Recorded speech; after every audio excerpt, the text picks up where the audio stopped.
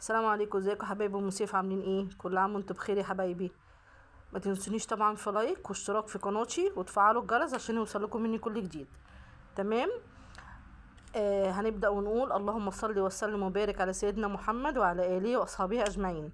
بصوا، انا عملت النهارده شوربة الخضار دي والله العظيم في قلبي.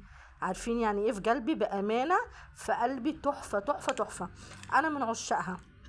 وكمان انا معدتي يعني ايه، عندي القولون تعبان شويه، فبحب اكل سوائل كتير عشان بس ايه معدتي بتوجعني. لو اكلت بقى مسبكات وحاجات كتير زي كده، او على طول باكل مسبكات، معدتي بتوجعني. فانا ايه يعني شويه كده وشويه كده. تمام. بصوا انا بسم الله ما شاء الله عملتها. بصوا شكلها تحفه رائع بامانه. بصوا عامله ازاي. انا عملتها بلسان عصفور، ما عملتهاش شوربه خضار ساده، عملتها بلسان عصفور. بصوا لسان عصفور ايه، لقيت شويه لسان عصفور عندي حروف كده، رحت قلت ايه مش مهم، حلو جدا. بصوا ورحت عاملاها. بصوا عامله ازاي.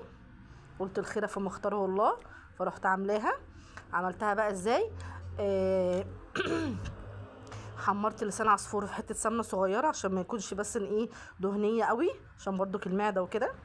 حمرت لسان عصفور في حته سمنه. بعد كده حطيت عليه الخضار. انا جبت كيس خضار مشكل، او ممكن نعمله ببيتنا عادي يعني، بس الخضار المشكل كان مفهوش بطاطس. جبت واحده بطاطس ورحت عاملاه. بصوا ورحت حاطه عليه الخضار، وحط عليه البطاطايه، وحطيت واحده ماجي وشويه ملح وخلاص، ما حطيتش اي توابل. بصوا بقت بالمنظر التحفه ده.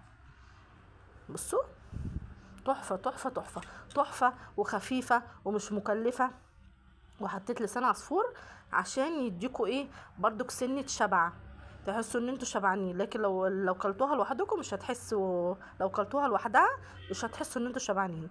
لكن كده بصوا هي تحفة بأمانة، مش ناقصة اي حاجة. بصوا. يلا حبيبي ما تنسونيش بقى في لايك وتفعلوا الجرس، وبالله عليكم ما تنسوش في الصلاة على الحبيب، وتقولوا لي بقى رأيكم في الشوربة التحفة بتاعت النهاردة دي ايه. اسيبكم في رعاية الله. السلام عليكم.